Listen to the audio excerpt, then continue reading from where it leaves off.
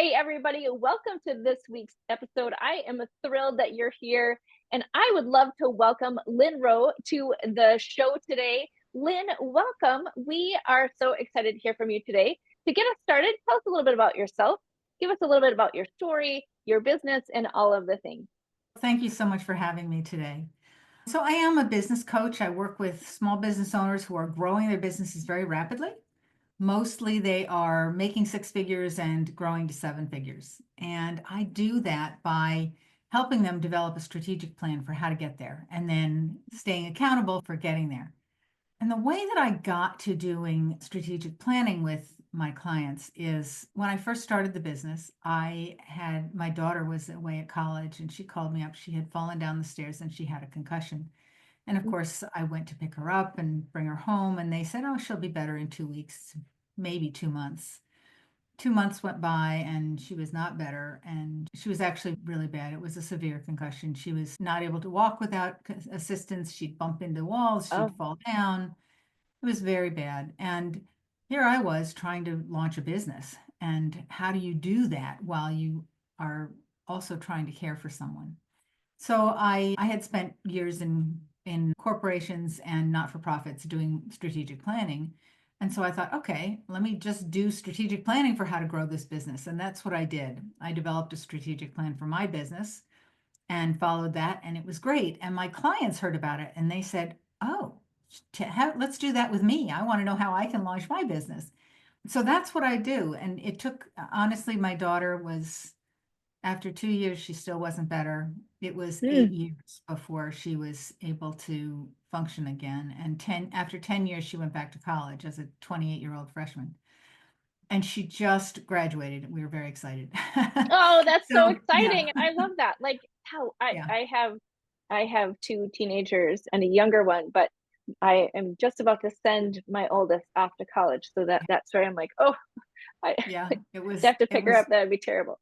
Yeah, how do you manage? Anyway, so that's how I got into strategic planning. And now do strategic planning with all of my clients. That's how I start our engagement. And we always start with the same first question, and that is, what is the lifestyle you want to be living? So for Mhm. me, I needed a lifestyle where I could be flexible and be home to care for my daughter. And how was I going to grow a business and do that at the same time? For other people, some clients may they want to own a jet and jet set around the world. They need a different kind of business than I needed, right, to be able to do that. So it's a question I always start with my clients is, what do you want to be doing with your life? Because our lives are not here to devote our whole life to our business. Our business should be supporting our life. So when we're going to Mhm. design how we want our business to be, what we want it to grow into, we think about what is it that we want to be living? What is the lifestyle we want to be living? That's awesome. All right. So there's so many things to unpack there. So I thank you for sharing your story. So when you started, you had a background in strategic planning.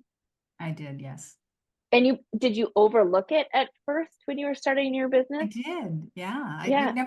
I thought, oh, this is just a small little business. I don't need a plan. The thing is that if you don't have a plan, then you don't know which things you're doing when.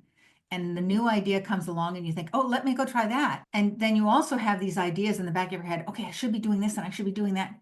And it gets overwhelming, right? Mhm. As Mhm. as a solopreneur, as an entrepreneur, it gets overwhelming trying to do everything you think you're supposed to do. But if you have a strategic plan that says, this month I'm focusing on these things, and next month I'm focusing on these things, and that other thing that sounds like a great idea, it's scheduled for me to do in July or August, right? So you can forget about it. You don't have to be thinking, oh my God, I have to get to that. No, it's already there. So it's freeing. It's freeing to Mhm. have a plan and know what you're doing when. And what's so great about it is that so that's what you were doing in your job, right? You were doing strategic planning. Were you working in a It was corporation? one of many things that I did, but yes. Yeah.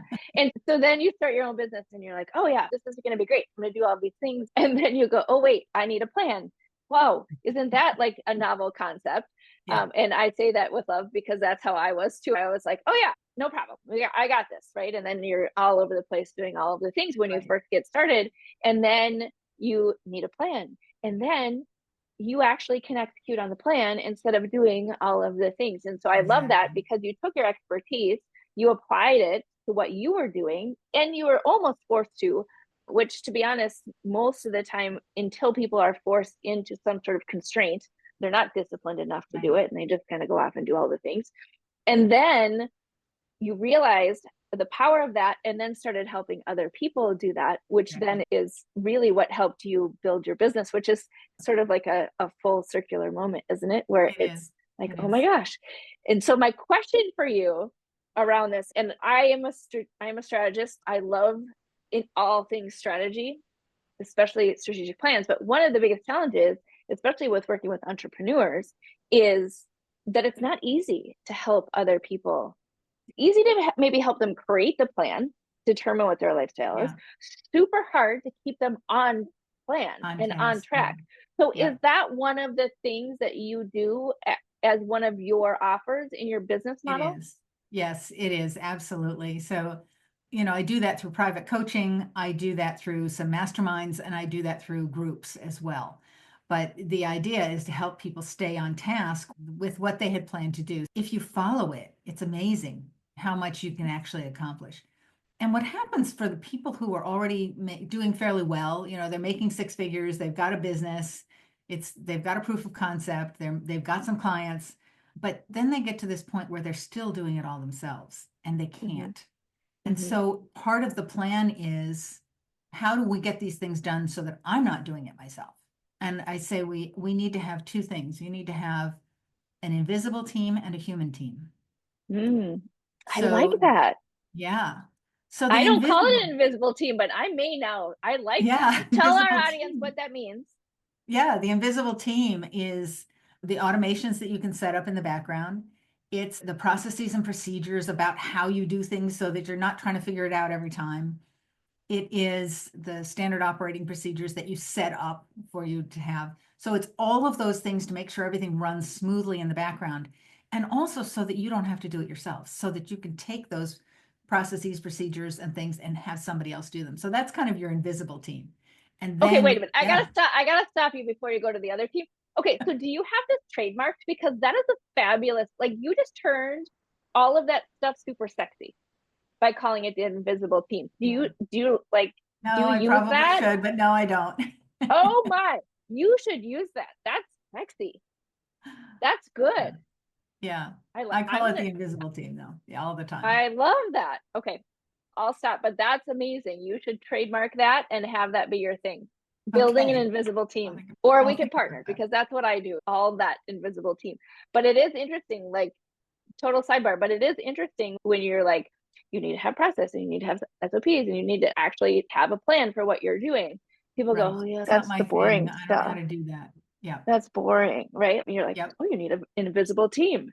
They're like, whoa, tell me more. Okay, so I like that. Okay, so then Yeah. talk about now the regular team. So then we have a human team. Okay.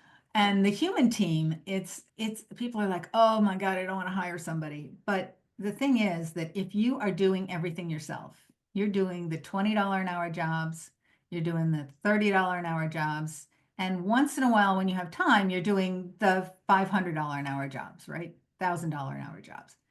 But if you have somebody else, if you're spending, let's say 10 or 20 hours a week, which is what most people spend on the $20 an hour jobs, you're not spending it on those jobs that are worth a whole lot more, right? If you just paid somebody else to do those jobs, $20 an hour jobs, now you have time to do the jobs that are worth a whole lot more. Mm-hmm. And that's what actually grows your business very quickly. Otherwise, you're stuck. You're wearing every hat, you're trying to do everything, and you just can't. You just can't do it all. Mm-hmm. So Mm-hmm. finding that human team, and that human team does not have to be, I'm hiring a full-time person. It doesn't have to be. You can hire a part-time person who's overseas. Sometimes it depends on your business, what you need, right?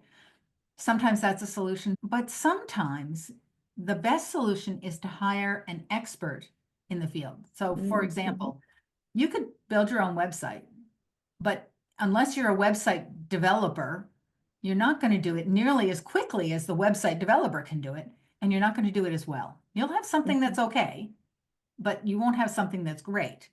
And for you to spend, I was talking to one gentleman who spent probably 100 hours trying to develop his website, and he was getting paid $500 an hour by his clients. he was able to hire, he did the website, he got it done. It was okay.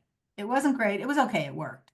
Then he talked to a website developer who said, I can do it for $2,000 to $3,000. I could do the website for you and you'll have it in 2 weeks. This guy spent months trying to develop a website, so much time that he could have been spending doing more valuable work. And it's Absolutely. not that the website designer isn't valuable, it's that they're experienced and they can do it faster and better.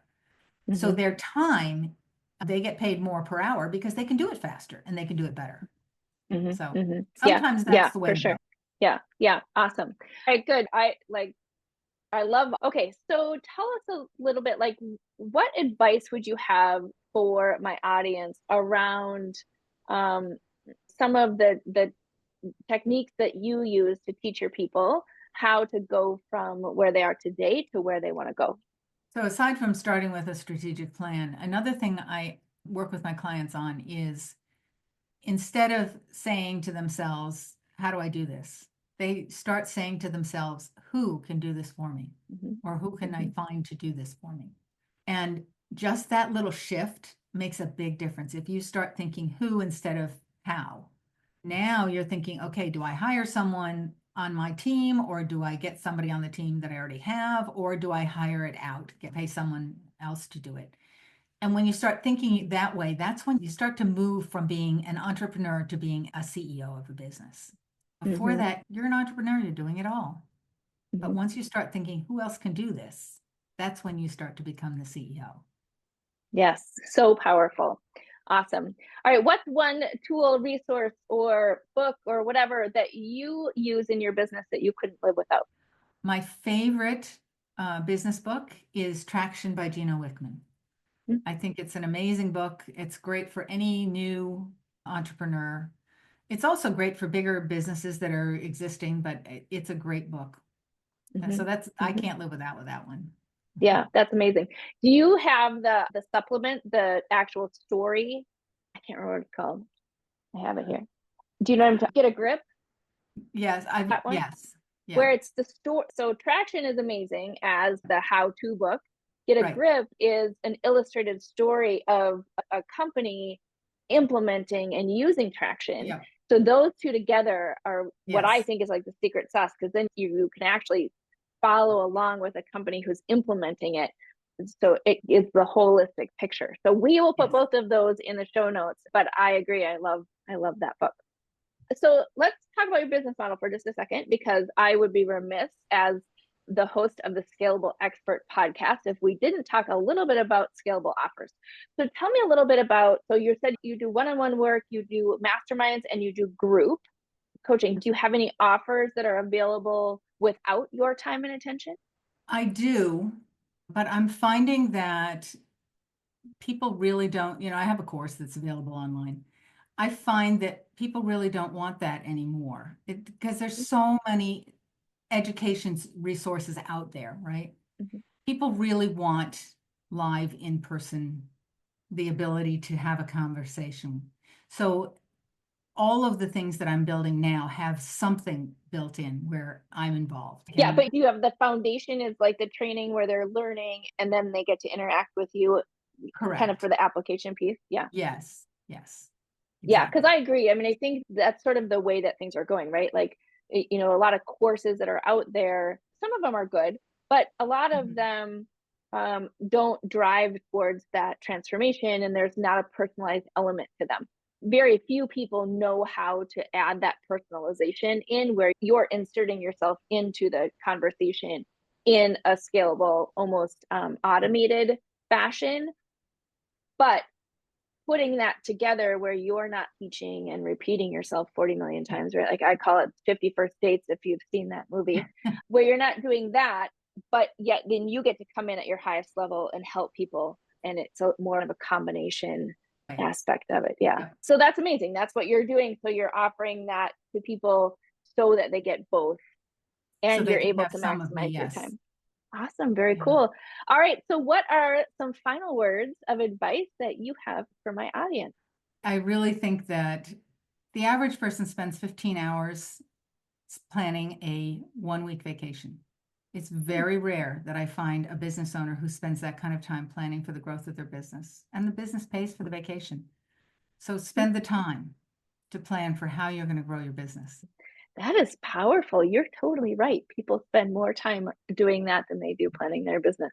I love it. All right. Well, you heard the final word from Lynne today. So thank you, Lynne, for being on the podcast. It was a pleasure to have you on. And for everyone listening, go ahead and subscribe to the podcast, give us a like, do all the different things wherever you're watching or listening. And until next time, have a great week.